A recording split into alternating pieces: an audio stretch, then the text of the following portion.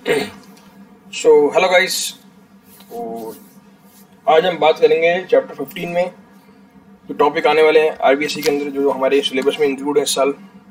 तो पहला हम इकोनॉमिक रिफॉर्म्स के बारे में बात करते हैं। इकोनॉमिक रिफॉर्म्स क्या होते हैं? तो एलपीजी रिफॉर्म्स होते हैं, बेसिकली 1991 में आए थे, क्योंकि इंडिया में उस टाइम जो है कि बैलेंस ऑफ पेमेंट जो था इंडिया के डिसफेवर में था। बैलेंस ऑफ पेमेंट क्या होता है वो सब हम अभी पढ़ेंगे आगे। तो लाइन बाय लाइन हम देखते हैं आपकी बुक में क्या लिखा हुआ है और उसको थोड़ा सा एलैबोरेट करके हम पढ़ेंगे। तो देखिए क्या है, ये कह रहे हैं कि भाई आफ्टर इंडिपेंडेंस के बाद इंडिया ने क्या अडॉप्ट किया, एक प्लान डेवलपमेंट और मिक्स्ड इकोनॉमी। तो बाय गिविंग मिक्स्ड इकोनॉमी मतलब पब्लिक सेक्टर या प्राइवेट दोनों का इन्वॉल्वमेंट होता है। इसमें क्या है, प्राइवेट पब्लिक सेक्टर को एक पावरफुल प्लेस बना दिया गया, मतलब ज़्यादा ताकत इसको दे दी गई प्राइवेट सेक्टर को, या सॉरी पब्लिक सेक्टर को। और it was made a chief motive of development. तो सरकार को लगा कि भाई हमें पब्लिक को या जो सरकारी कंपनियां हैं उनको हमें चीफ रोल देना चाहिए या मेजर रोल देना चाहिए, और उन्हीं के थ्रू हमें डेवलपमेंट को आगे प्रोसेस करना चाहिए। और प्राइवेट सेक्टर पे इन्होंने कड़ी नज़र रखी, कड़ी कंट्रोल में रखे, काफ़ी मेजर्स लिए कि आपको बेसिकली 1991 के जो पहले का पीरियड है उसको हम लाइसेंस राज भी बोलते हैं, है ना। वहाँ पे आपको बात के लिए लाइसेंस लेना पड़ रहा है, बात के लिए गवर्नमेंट के चक्कर काटने पड़ रहे हैं। तो इन सब चीज़ों के कारण इसको लाइसेंस राज बोला गया।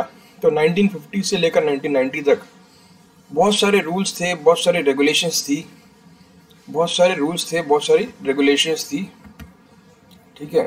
तो किसके लिए रूल रेगुलेशन किस चीज़ के में थी कि ऑपरेशंस या मैनेजमेंट ऑफ इकोनॉमी हम कैसे करेंगे, कि किस तरह से हमें इकोनॉमी चलानी है। तो भाई प्राइवेट सेक्टर में सपोज करो आपने कोई फैक्ट्री खोली, सपोज करो ग्लास बनाने की, तो स्टील की गिलास आप बना रहे हो।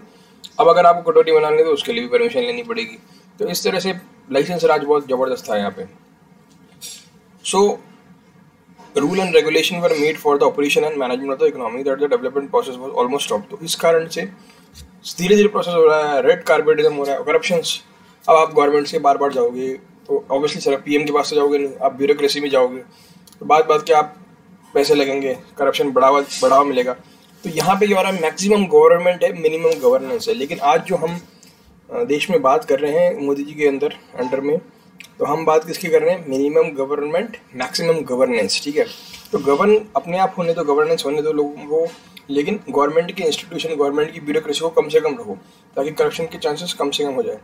सो beside this the government have to spend a big amount of its resources on defence and social sectors too. तो गवर्नमेंट वेलफेयर का काम करती है, तो इसके अलावा जो है डिफेंस में और सोशल सेक्टर में भी काफ़ी खर्चा हो रहा था। सो देखो, गवर्नमेंट में कंपनीज अगर काम करती है तो काइंड ऑफ सोशल सिक्योरिटीज होती है लोगों के पास, जो लोग गवर्नमेंट एम्प्लॉयज़ है। तो आपको मालूम है प्राइवेट सेक्टर की एफिशिएंसी हमेशा गवर्नमेंट सेक्टर से ज़्यादा आएगी। तो यहाँ पे आप प्राइवेट सेक्टर को आने नहीं दे रहे हो, काफ़ी सारे सेक्टर्स आपने प्राइवेट सेक्टर के खोले नहीं है, और जिसमें आ रहे हैं उसमें भी इस तरह के लाइसेंस वगैरह लगा रहे हो। तो ये सब कारण है कि जो इंडिया की एफिशिएंसी है और जीडीपी है इतना बड़ी नहीं, काफ़ी गिरावट देखी गई। लेकिन आप देखोगे 1991 के बाद हम लोगों ने काफ़ी अच्छा डेवलपमेंट किया। So many times the money borrowed from international organisation. तो मनी हम कहाँ से ले रहे हैं, इंटरनेशनल ऑर्गेनाइजेशन, IMF से ले लिया, वर्ल्ड बैंक से लोन ले लिया, तो वहाँ से हम अपना लेके जो है हम हमारा खर्चा पानी चला रहे हैं। एंड अदर कंट्रीज या फिर किसी कंट्री से ले लिया, वो spend in an irresponsible manner, मतलब कि कोई रिस्पॉन्सिबिलिटी नहीं है आप पैसा कहाँ खर्च कर रहे हो। आप तो पहले तो पैसा उधार लेके आए हो, उधार लेने के बाद भी आप पैसा कहाँ खर्च कर रहे हो, आप ये सोच नहीं रहे हो किस तरह से खर्च कर रहे हो, उसका एफिशिएंट यूज़ कर रहे हो कि नहीं कर रहे हो, ये सब चीज़ें आप सोच नहीं रहे हो।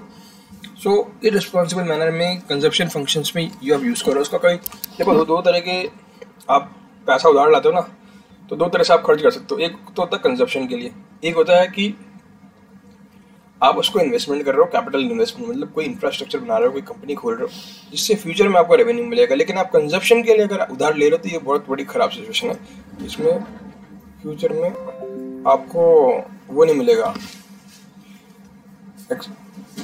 The expenditure of government were more than it's income. तो यहाँ पे एक्सपेंडिचर जो है गवर्नमेंट के बहुत ज़्यादा हो रहे हैं इनकम से, और the government was going to increase amount of loan to fulfil their expenses.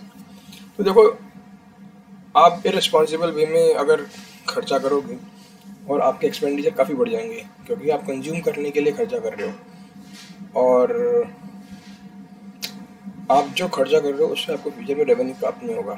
तो एक्सपेंडिचर ऑफ द गवर्नमेंट पर मोर दैन इट्स इनकम, ठीक है।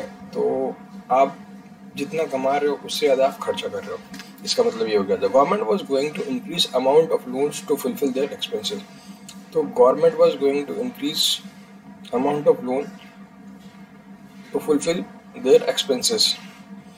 There was clear absence of fiscal discipline in government policies. So the government was going to increase मतलब अब देखो क्या हो रहा है, आप कमा, आपने एक पिक्चर देखी हुई, आमदनी 18 खर्चा रुपये, आप कमा 50 पैसे रहो, खर्चा 1 रुपया कर रहे हो, तो आप उस 50 पैसे खर्चे को, 50 पैसे का जो एक्स्ट्रा खर्चा उसको कहाँ से पूरा करोगे? उसको पूरा करने के लिए आपको लोन लेना पड़ेगा। तो इस तरह से गवर्नमेंट का हो रहा है यहाँ पे 1950 से लेकर 1990 तक। तो there was an clear absence of fiscal discipline in government policies. तो क्या हो रहा है, क्या चीज़ एब्सेंट है गवर्नमेंट के पास, गवर्नमेंट पॉलिसी में? Fiscal discipline. फिस्कल डिसिप्लिन क्या होता है? देखो इस बॉक्स में दिया हुआ है, refers to the policies and efforts made by government which are adopted to reduce the load of deficient and डेब्ट ऑन द गवर्नमेंट। जो भी गवर्नमेंट के पास डेब्ट और डेफिसिट है हमारे बजट के अंदर, उसको रिड्यूस करने के लिए गवर्नमेंट क्या कर रही है और क्या पॉलिसी ला रही है, ये चीज़ होती है फिस्कल डिसिप्लिन, ठीक है।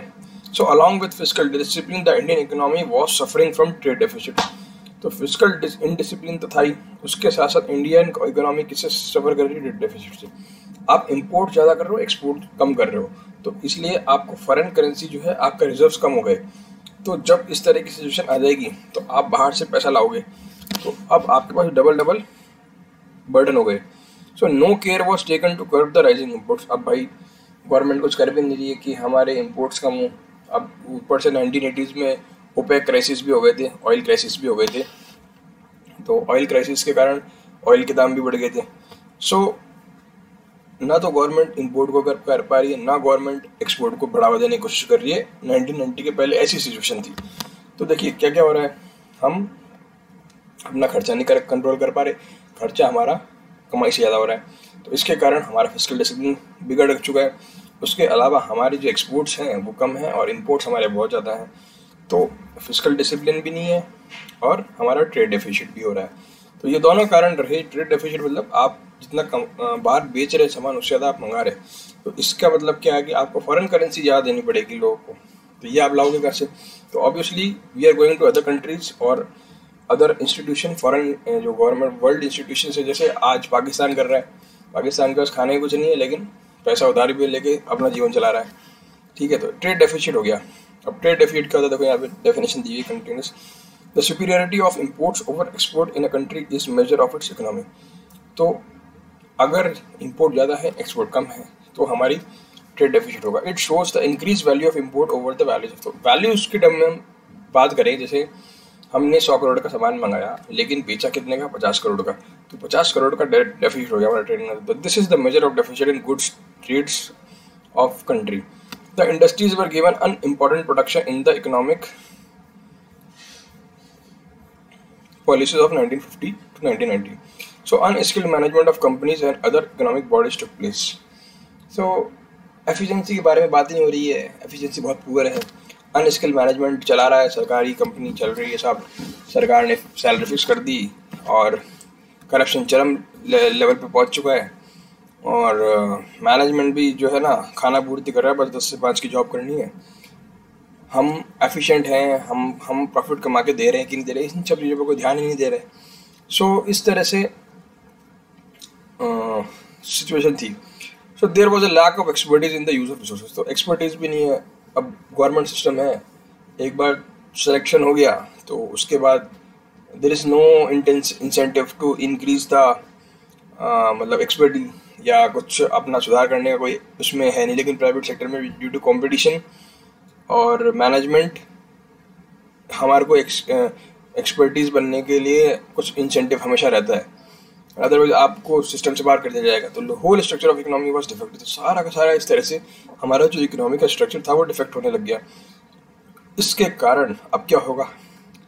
अब भाई आपके पास पैसा है नहीं, आप बाहर से सामान मंगा रहे हो, तो उसको कम करोगे तो मार्केट में सप्लाई कम हो जाएगी, सप्लाई कम हो जाएगी तो प्रोडक्ट की प्राइसेस राइज हो जाएगी। तो प्रोडक्शन की जो प्राइसेस है वो खत्म ज़्यादा बढ़ रही है, रॉ मटेरियल आप मंगा रहे हो महंगा पड़ रहा है।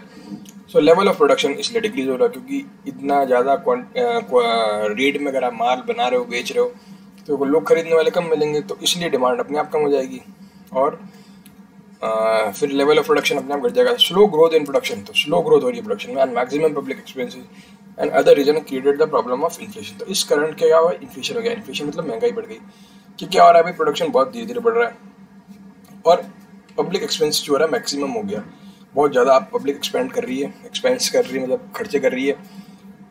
और बाकी जो और कारण हमने पढ़े, इन सब चीज़ों के कारण जो है इन्फ्लेशन बढ़ गया, महंगाई बढ़ गई। The increasing price of commodity shook the world whole economy. अब क्या हो रहा है, कमोडिटीज मतलब चीज़ें जो आप खरीदते हो बाजार से, जैसे रोटी कपड़ा इस तरह की चीज़ें, कुछ भी चीज़ें हो सकती है। तो जो आप चीज़ें बाजार से खरीद रहे हो उन सब की प्राइसेस लगातार बढ़ती जा रही है। अब भाई आप कितने दिन तक आप देखोगे कि कितनी प्राइस बढ़ जाएगी, कितने कब चुका पाओगे, कमाई पहले ही कम हो चुकी है। तो इसके कारण होल इकोनॉमी शुरू हो गई। तो due to this circumstances the balance of payment for India remain adverse. So इसी के कारण, इन सब चीज़ों के कारण जो हमने फैक्टर्स पढ़े ऊपर, तो बैलेंस ऑफ पेमेंट है इंडिया का वो खत्म हो गया है, कम हो गया। And the foreign exchange reserve reduce to a low. And the foreign exchange मतलब कि जो हमारा फॉरेन एक्सचेंज रिजर्व होता है आरबीआई के पास, वो बहुत खत्म सा हो गया। And in early 90s, the foreign exchange reserve of India has been reduced to such a point that India could barely finance 2 week worth of fund। तो 1991 में आते आते ऐसी सिचुएशन आ गई कि हमारा जो फॉरेन एक्सचेंज रिजर्व था वो इस पॉइंट पर आ गया कि सिर्फ हम 2 हफ्ते तक का इंपोर्ट मंगा सकते हैं जो हमको रेगुलर मंगाना पड़ता है। जैसे कि हम तेल रेगुलर चाहिए हमको, तो हमारे पास अब इतना ही पैसा बचा था कि हम सिर्फ 2 हफ्ते का पैसा मंगा के उसके बाद हमारी इकोनॉमी चौक हो जाती, खत्म हो जाती। तो इसके बाद हम अगले वीडियो में पढ़ेंगे।